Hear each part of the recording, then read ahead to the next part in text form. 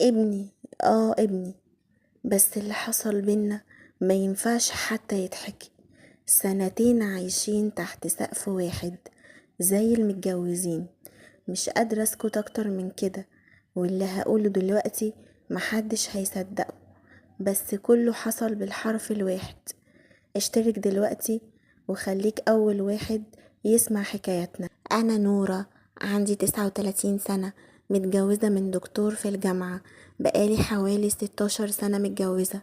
الحمد لله كان بينا كل احترام، وكان بيحبني جدا. بس جوازنا في الاول كان جواز تقليدي، بس مع العشرة حبينا بعض وبينا احترام كبير قوي. بس دلوقتي في مسافات كبيرة قوي بينا بسبب ان هو سافر، رغم ان احنا معانا فلوس كتير جدا ومبسوطين ماديا. بس هو حب ان هو يشتغل برا وما يقعدش هنا عشان يعمل فلوس اكتر. حسيت ان هو بقى طماع قوي من كتر الفلوس اللي بقت معاه. ولما كان بيجيلنا مثلا اجازة كان بيجيب معاه هدايا كتير قوي وحاجات كتير جدا، ده غير سعر تذكرة الطيران اصلا اللي هي غالية جدا. فاقترح عليا ان هو هينزل مرة كل 3 سنين، علشان خاطر ايه؟ التذكرة بتبقى غالية والكلام ده.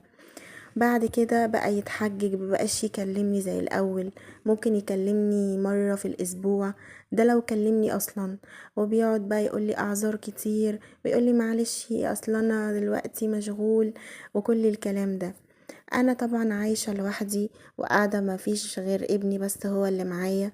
بروح من الشغل للبيت ومن البيت للشغل، ماليش علاقة بأي حد ولا مختلطة بأي حد خالص. وكنت مع نفسي طول الوقت، والناس كلها كانت عارفة ان انا حد كويس ومحترم. وكنت عايشة انا وابني لوحدنا في شقة في المنصورة، والشقة دي كانت كبيرة وكانت كويسة جدا. وجوزي كان بيجيلنا كل 3 سنين زي ما قلتلكم. عدت سنين ومفيش اي حاجة اتغيرت، ولا جوزي رجع يستقر معانا بعد كل الوقت ده، لحد ما ابني وصل لمرحلة الثانوي، وكان تقريبا عنده وقتها 17 سنة. في الوقت ده بالذات حياتي كانت روتينية جدا، وفي يوم لقيت نفسي تعبانة قوي، والموضوع ده أثر عليا جامد. كنت دايما أحس ان انا دايخة، أحس ان انا مش مظبوطة خالص، كسلانة، مش قادرة أقوم أعمل أي حاجة. كنت دايما مرهقة وتعبانة، والموضوع طول قوي وبيجيلي كتير جدا. وطبعا زي أي واحدة كنت بكبر دماغي وأقول مش مشكلة، ممكن إرهاق، ممكن أي حاجة، أو ممكن يكون عشان بفكر كتير عشان جوزي مش موجود معايا، وإن أنا يعني عايشة لوحدي. يعني ابتديت أتجاهل الفكرة والموضوع ومركزش قوي إن أنا ببقى تعبانة. بس لقيت الموضوع بيتكرر وبيزيد، يعني تقريبا كل شوية احس بالموضوع ده، واحس ان انا دايخة وتعبانة قوي وحاسة بارهاق شديد. وفي مرة كنت بتكلم مع واحدة صاحبتي، قالت لي طب يا بنتي انت ساكتة ليه على نفسك؟ ما تروحي تكشفي وتشوفي في ايه. قلت لها هكشف على ايه؟ ما هو مفيش حاجة بالظبط عندي، انا بس مرهقة. قالت لي عادي يا ستي، روحي اطمني على نفسك واعملي تشيك اب. روحي يا ستي للدكتور، يعني هو انت خسرانة ايه؟ او تطمني على نفسك بدل ما يحصل لك حاجة، وربنا يخلي لك لابنك وجوزك. الكلام ده كله قلت لها خلاص طيب ماشي. يعني كلامها صراحة أثر فيا، وقلت لا لازم أروح إن أنا أطمن على نفسي.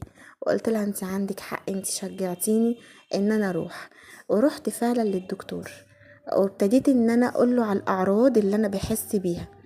قلت له ازيك يا دكتور؟ قال لي اهلا يا مدام، عامله ايه؟ قال لي خير، بتحسي بايه؟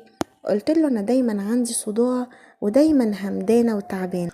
قلت له انا دايما عندي صداع ودايما همدانه وتعبانه، او ماليش مزاج ابدا لاي حاجه، ودايما مرهقه وبنام كتير جدا، او معرفش ده سببه ايه. وكمان لما بصحى مش بصحى فايقه، يعني مهما نمت بنام وبقوم وبرضه بحس ان انا ما نمتش، ببقى مش مركزة خالص. قال لي طب تمام، وبدأ ان هو يكشف عليا. طبعا انتوا عارفين اغلب دكاترة الباطنة دلوقتي بيبقى عندهم جهاز المنظار ويكشف بيه عشان يعني يطمن. فقعد يدردش معايا شوية وقال لي انتي متجوزة؟ قلت له اه. قال لي جوزك بيشتغل ايه؟ قلت له جوزي مسافر، بيجي كل 3 سنين مرة. لقيته بيقول لي طب تمام، انا بس محتاج منك انك تعملي لي شوية تحاليل اللي على اساسها ان انا هشخص انت عندك ايه بالظبط، وان شاء الله مفيش اي حاجة وما تقلقيش، بس اعملي التحاليل دي وتعاليلي على طول في الميعاد ده اللي هو ميعاد الاستشارة يعني. طلعت من عنده وانا مرهقة قوي، بس ما كنتش فاهمة يعني هو ليه كتبلي على كل التحاليل دي وما كتبليش على اي علاج ولا اي حاجة. فروحت فعلا عملت التحاليل، وبعد كده رحت له في الاستشارة. لقيت نفسي محطوطة في موقف عمري في حياتي ما توقعت ان انا هتحط في الموقف ده. لقيت الدكتور بيقولي بصي يا مدام، انا عايزك تبقي هادية خالص. اولا قلت له انا هادية جدا. قال لي شكل حضرتك ست محترمة جدا، وده باين من شكلك، بس انا يعني عايزة اقولك حاجة وعايزة افهم حاجة. هو انتي ليه بتاخدي مخدرات؟ انتي تحليل ظاهر فيه نسبة مخدرات عالية جدا.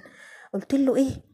ازاي؟ قال لي والله التحاليل بتاعتك باين كده. قلت له حضرتك فهمني، مخدرات ايه؟ انا عمري في حياتي ما خدت مخدرات اصلا. فقال لي يعني انتي ما بتاخديش اي نوع من انواع المخدرات؟ قلت له لا طبعا، وانا ليه هعمل كده؟ قال لي بس في التحليل بتاعتك بتقول ان انتي بتاخدي انواع مخدرة كتير جدا. طب انتي بتعملي ايه في يومك؟ بتعملي ايه في حياتك؟ بتاخدي طب منوم او بتتعاطي اي حبوب؟ طب فهميني. قلت له لا طبعا انا ما باخدش اي حاجه من دي خالص. انا جايه هنا عشان انا حاسه ان انا على طول نايمه على نفسي ومش مركزه ودايما دايخه ومش فاهمه ايه السبب. فلو انا باخد حاجه من دي هاجي اكشف ليه يعني؟ قال لي ما انا مش عارف بصراحه اقول لك ايه. ده كمان حضرتك اصلا حامل، وانتي بتقولي ان جوزك بيجي كل 3 سنين مره. طب كان جوزك اخر مره معاكي امتى؟ قلت له لا انا جوزي ما جاش من سنتين، حامل ازاي؟ فقال لي لا انتي حامل وباين قدامي ان انتي حامل. طبعا انا من الصدمه ما خدتش بالي وقتها هو قال لي انتي حامل في الشهر الكام. جات لي حاله هستيريه غير طبيعيه. حامل؟ انا عمري ما حد لمسني، انا جوزي مسافر وبيجي كل 3 سنين مره. ازاي وازاي انا حملت وازاي ما حسيتش حتى لو حصل حاجه؟ انا مش فاهمه في ايه بجد، انا مش عارفه. طب ما ستات كتير بتعمل وصاحبت وعملت، بس انا الحمد لله انا ما بعملش الكلام ده. انا متقيه ربنا جدا في جوزي وبحترمه، رغم ان انا مختلفه معاه ان هو بيسافر وبيسيبني، بس انا بحافظ عليه بغيابه وبحترمه. انا مش عارفه بجد انا ازاي ده. انا ندمانه قوي، انا عمري ما خنته ولا فكرت ان انا اعمل كده اصلا. ازاي حامل بقى يا دكتور؟ اكيد في حاجة غلط. الدكتور قال لي والله العظيم انتي حامل، تحاليلك بتقول كده، والكشف اللي انا كشفته بيقول كده، والتحليل بتقول ان انتي كمان بتتعاطي مخدرات، وبقالك تقريبا فترة طويلة، يعني مش فترة قصيرة، لا انتي بقالك كتير، علشان عندك النسبة بتاعت المخدرات عالية جدا جدا جدا وكتيرة. قلت له لا انا ما باخدش حاجة. قال لي والله كل ده ظاهر عندي في التحليل. قلت له يعني ايه؟ انا مش فاهمه. قال لي يعني في ادويه فيها نسبه مخدر ودي ممنوعه وبيتقال عليها ادويه جدول. قلت له لا يا دكتور طبعا انا عمري ما خدت حاجه زي كده، انا اخري باخد مسكن للصداع وخلاص. قال لي ما هو موجود في التحاليل نسبه من المخدر. قلت له مش عارفه والله يا دكتور، مش عارفه، مش عارفه، دي حاجه غريبه جدا. قال لي عامه لو بتاخدي اي نوع مخدر او علاج زي كده بطليه، وكتب لي روشتة علاج ومقويات، وقال لي هشوفك كمان اسبوع. المهم خدت بعضي ومشيت من عند الدكتور، وما كانش في بالي اي حاجة خالص. اول ما رجعت البيت ابني كان عايز يعرف عملت ايه عند الدكتور، وقال لي يا ماما انت عملتي ايه عند الدكتور؟ قلت له مفيش حاجة. شكله دكتور مش فاهم اي حاجة. قال لي يعني ايه يا ماما؟ هو قالك ايه بالظبط؟ قلت له قال لي ان انا باخد مخدرات. قال لي يعني قالك كده؟ مخدر ايه يا ماما ان انت بتاخديه؟ قلت له مش عارفة والله يا ابني. عموما ابقى خد الروشتة دي وهاتلي العلاج اللي فيها. واديته فلوس يجيب لي العلاج المكتوب في الروشتة، وفضلت ماشية على العلاج بتاع الدكتور يوم ورا التاني ورا التالت، وبالفعل حسيت بتحسن كبير وبقيت نشيطة زي الأول، والنوم مبقاش يجيلي. بس كنت بلاحظ شوية تغيير كده على حركات ابني، بس برضو ما كانش في بالي أي حاجة خالص. كنت بلاحظ ان هو بيدخل المطبخ كتير جدا، وهو معدي كان بيبص عليا وكأنه كان بيراقبني او بيشوف حاجة معينة. لحد ما في مرة ندهت عليه، قلت له تعالى هنا اما اقولك، هو انت مالك كده؟ حساك مش على بعضك، في حاجة؟ عايز فلوس ولا حاجة؟ قال لي لا يا ماما، اشمعنى يعني بتسألي؟ قلت له اصل ملاحظة ان انت عمال تعدي كل شوية كده وتبص وتروح وتيجي. قال لي لا يا ماما، اصل انا مصدع شوية وكل شوية ادخل المطبخ افكر اعمل شاي او قهوة، بس برجع يعني في كلامي. فقلت له طيب ماشي. المهم الاسبوع مر بسرعة وخلصت العلاج اللي في الروشتة، ولقيت في تحسن كبير الحمد لله. قلت لنفسي بلاش دكتور بقى، انا مش رايحة استشارة خلاص، انا بقيت كويسة. شكلها كده كان عندي نقص تغذية او عدم اهتمام بنفسي او ارهاق، بس خلاص الحمد لله. عدى اسبوع، رجعت لنفس الحالة القديمة تاني وبدون أي سبب ومن غير ما أعمل أي حاجة. وبرضو أنا عمري ما شكيت أبدا في أي حاجة، عمري ما شكيت أبدا إن ممكن أكون ضحية. وضحية لمين؟ لأعز إنسان على قلبي. عدى يوم والتاني وفي نفس الميعاد ألاقي نفسي تايهة عن الوعي، وانام واروح في النوم ومش حاسة بأي حاجة خالص. وعدى بعدها تقريبا 3 أسابيع، وبعد ما عدت 3 أسابيع بدأت أحس بقى بأعراض غريبة. حسيت ان انا نفسي قايمة عليا قوي، وماليش نفس للأكل ولا الشرب ولا أي حاجة، وكل ما أفكر أكل أي حاجة مقدرش وأقوم أرجعها على طول. أنا قلت بقى أكيد ده برد شديد أو أنفلونزا، بس ما حطيتش في بالي يعني، وقلت أخد أي مسكن وخلاص أو أشرب أي مشروب دافي. لكن يوم ورا التاني والأعراض دي مش راضية تروح خالص، وفي نفس الوقت مشكلة النوم اللي بدخل فيها دي والغيبوبة دي زي ما هي. استنيت اسبوع كده قبل ما اقرر ان انا اروح لدكتور تاني، ما بقيتش عارفة ده دور برد ولا ايه بالظبط. واستنيت الاسبوع ده عشان عارفة يعني ان دور البرد ده بياخد كام يوم وبيروح. لكن بعد الاسبوع ده بدأت الاعراض عندي تزيد اكتر. ومش بس كده، ده جه ميعاد الدورة الشهرية بتاعتي وما جاتش. هي اوقات كانت بتتأخر عندي، فقلت يمكن الاعراض اللي عندي دي كلها لخبطة هرمونات ولا حاجة. استنيت ايام كده لكن الدورة الشهرية برضو ما جاتش عندي، وعدى تقريبا 15 يوم. قلت لا ده كده كتير قوي، الموضوع كده مش طبيعي، والاعراض اللي بتزيد عندي دي استحالة تكون طبيعية. انا لازم اروح للدكتور او الدكتورة تشوف ايه المشكلة بالظبط. وفعلا رحت لدكتور تاني خالص غير اللي رحت له في الاول، وحكيت له كل اللي حصل لي من اول حاجة خالص حسيت بيها لحد اللحظة اللي انا فيها دي دلوقتي. وقلت له ان انا رحت للدكتور قبل كده وقال لي ان انت في نسبة مخدر عندك في التحاليل، وحكيت له كل حاجة. وطبعا سألني شوية اسئلة وكشف عليا، وبعدين كتب لي على شوية تحاليل وقال لي انت هتعملي التحاليل دي وهتجيلي بيها كمان يومين. وفعلا رحت عملت التحاليل اللي الدكتور طلبها مني، وفي الميعاد بتاع الاستشارة رحت للدكتور واديته التحاليل. بعد ما شاف التحاليل اكد لي فعلا ان في نسبة مخدر عندي شديدة ظاهرة في التحاليل، وقال لي انت بتاخدي مخدر ومش من يوم ولا 2 ولا 3، لأ ده من فترة طويلة جدا، والمخدر اللي انا باخده قوي قوي. فطبعا ده اكد لي اكتر ان انا فعلا باخد حاجة. طب انا كده في حالة ذهول، ازاي انا هتجنن؟ انا فعلا ما باخدش حاجة خالص وانا واثقة من كده. قلت له طب يا دكتور والله انا ما باخد حاجة. قال لي والله كل ده ظاهر في التحاليل قدامي، وفي كمان حاجة تانية ظاهرة في التحليل، ان انتي حامل. قلت له نعم؟ حامل ازاي؟ يعني انت اكيد بتهزر، انا ازاي حامل؟ انا عايزة تفسير دلوقتي لكل اللي بيحصل لي ده، انا ما بقيتش فاهمة حاجة. قال لي انت المفروض تكوني عارفة اللي بيحصل لك ده من ايه. نزلت من عند الدكتور وانا منهارة وتعبانة ومش فاهمة اي حاجة، عمالة افكر ودماغي شغالة. قعدت اراجع نفسي وراجع يومي وراجع حياتي. ابتديت ان انا اشك في نفسي، انا ما عملتش حاجة، طب ازاي ده حصل؟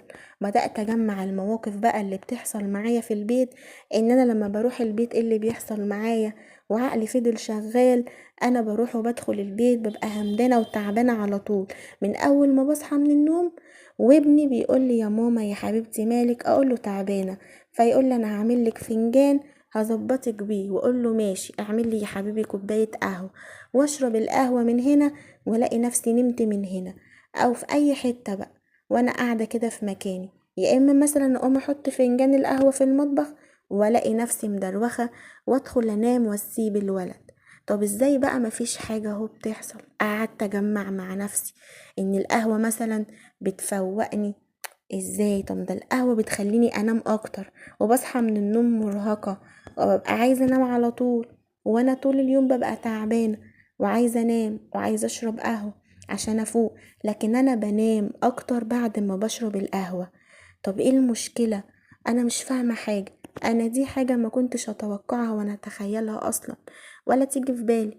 وجالي شك في ابني، قلت معقولة ابني معقولة يكون بيشربني حاجة؟ لا، ازاي؟ انا ابني متربي كويس، ازاي؟ وما انا عمري ما دخلت بيتي قرش حرام، ولا انا ولا باباه، يعني ازاي؟ مفيش حد عندنا وحش، ازاي هو هيعمل معايا كده؟ بعدين قلت لنفسي طب ما فيهاش حاجة يعني لما اتأكد بنفسي، عشان اتأكد ان التهيؤات اللي بتجيلي دي مش حقيقية، وان دي كلها وساوس وشكوك. مش معقولة يعني ابني هيعمل فيا كده. بس انا بجد ما بروحش في اي حتة غير بيتي، عشان كده انا شكيت فيه. عايزة بقى ان انا اتأكد واقطع الشك باليقين زي ما بيقولوا. قررت ان انا ابين له ان انا تعبانة، وادخل البيت واقول له انا تعبانة وهو يعمل لي كوباية قهوة. وعمل كده فعلا. وكنت حقيقي بيني وبين نفسي بدعي ربنا ان مفيش حاجة تحصل، رغم ان انا لو ابني ما بيعملش كده كنت برضو هفضل مش فاهمة مين اللي بيعمل معايا كده. لكن كنت بدعي بقلب الام ان انا ابني ما يطلعش الشخص السيء ده. عملت كده فعلا، ورحت البيت وكنت تعبانة ومرهقة، وفعلا ابتديت اقوله ان انا مش قادرة. قال لي طب يا ماما انا دلوقتي هعمل لك كوباية قهوة هتفوقك حالا. قلت له بس القهوة اللي انا بشربها دي برضو مش بتفوقني. قال لي لا يا ماما والله انت هتفوقي، بس انت اقعدي كده وفوقي نفسك واتفرجي على اي حاجة في التلفزيون، وانا هجيب لك كوباية القهوة لحد عندك. وفعلا دخل وعمل القهوة واداني كوباية القهوة. قلت له انا مش قادرة اقعد هنا، انا هدخل في اوضة النوم. وفعلا دخلت الأوضة التانية، وطبعا قصدت ان انا اظهر له ان انا خلاص فعلا شربت القهوة، ورحت وحطيتها في المطبخ فاضي. وبعدين دخلت على السرير وقلت بقى اعمل نفسي ان انا نايمة زي كل يوم بعد ما بشرب القهوة وبنام عادي زي المعتاد. وقعدت على السرير وكانت ضربات قلبي عالية جدا، ودماغي ما كانتش واقفة وعمالة تفكر، شغالة تفكير وعايزة افهم ايه اللي بيحصل. هل فعلا حاجة بتحصل ولا ابني ما بيعملش كده؟ وعمالة بقى في صراع مع نفسي قوي جدا. وفي خلال اللحظات دي اللي كنت بفكر فيها وعمالة ادعي ربنا ان يبقى ابني ما بيعملش حاجة، لقيت ابني من غير اي هدوم زي ما انا جبته بالظبط على الدنيا. لقيته جاي وبيضحك. قمت اديته بالقلم على وشه وقلت له ايه اللي انت بتعمله ده؟ انت ازاي يا ابني؟ معقول ازاي تعمل كده؟ انا مش مصدقه وجالي انهيار عصبي.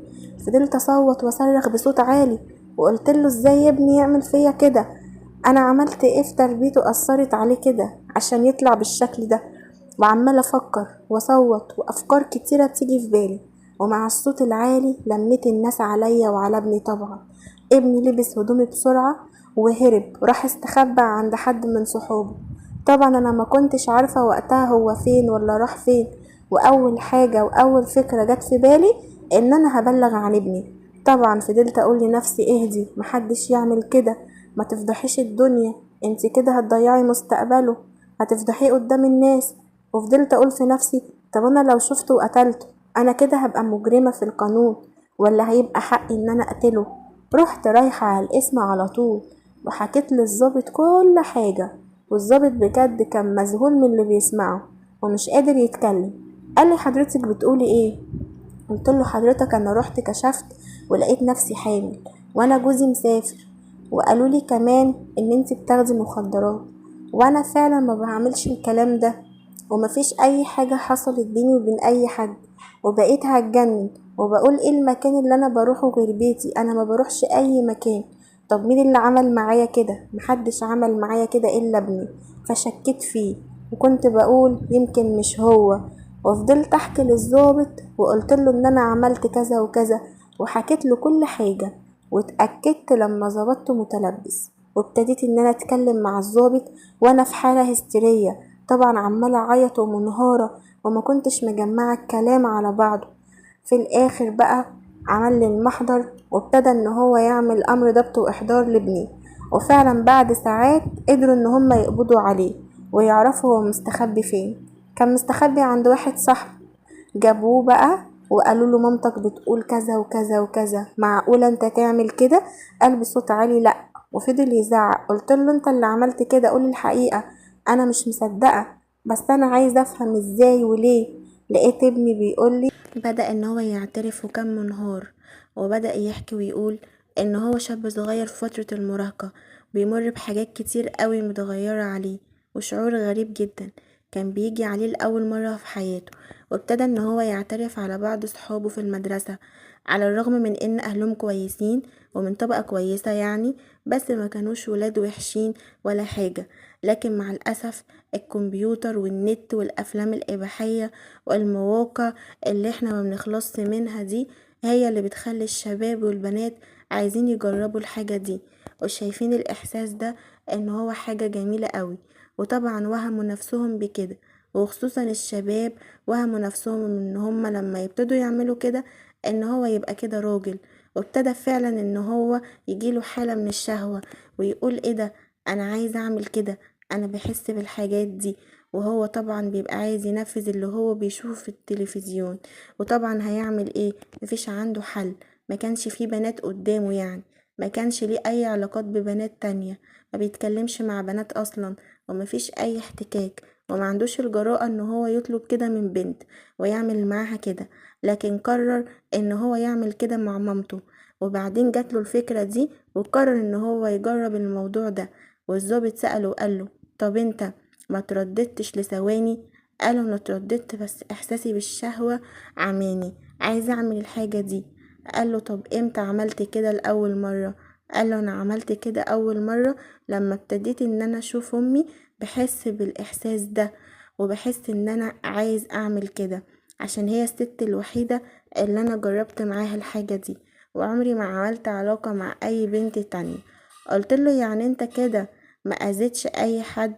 فجأة كده عملت كده مع مامتك على طول، وبعدين دي علاقة محرمة. قال له انت كده تعديت على حدود ربنا وعلى الشرع، وما ينفعش ان انت تعمل كده. طبعا انا بقيت قاعدة هتجنن من اعترافات ابني والكلام اللي هو كان بيقوله للضابط، والضابط كمان كان هيتجنن، والقاضي كان هيتجنن، وكل الناس عرفت بالقضية بتاعتي وفعلا كانوا هيتجننوا. المشكلة ان انا حتى بعد اللي حصل ده مش لاقية دعم من ناس كتير جدا، وناس كتير بيقولوا انت فضحتي نفسك وفضحتي ابنك وفضحتي جوزك، وموقف جوزي معايا ما كانش حلو ابدا، وكأن انا اللي عملت حاجة اتعاقب عليها، ورغم ان انا عمري ما عملت اي حاجة زي كده، بس حسيت ان الناس بقت تبصلي بصة وحشة. طب المفروض ان انا اعمل ايه اكتر من كده؟ الغلطة اللي هو عملها انا مالي طيب؟ وانا الست المظلومة في الموضوع. وابتدت الناس تقلب عليا وتحاسبني، وانتي ازاي تعملي كده، وازاي تقولي الكلام ده، ازاي تخلي الناس تعرف اللي حصل بينك وبين ابنك؟ هل انا فعلا كده غلطانة؟ واغلب الناس اللي حواليا شايفين ان انا ما كانش المفروض اعمل كده، وكان المفروض احل الموضوع بيني وبينه. طب انا المفروض اروح انزل الجنين ده؟ طب ابني لما يعمل كده اسيبه ازاي بدون عقاب؟ هل دي يعني هتبقى تربية صحيحة؟ مش عارفة بجد. ياريت تقولولي لو انا فعلا غلطانة في القصة دي ولا لا. هل فعلا استحق الدعم من الناس؟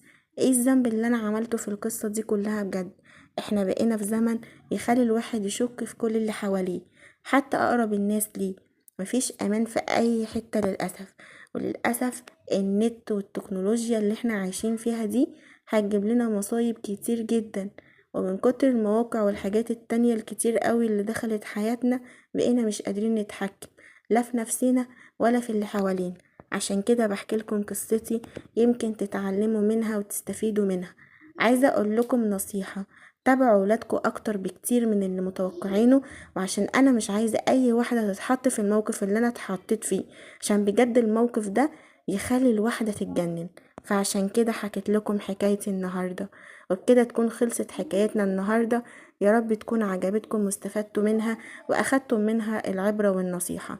عايزة رأيكم في الكومنتات، ولو عجبتكم القصة ما تنسوش اللايك والاشتراك في القناة عشان يوصل لكم كل جديد.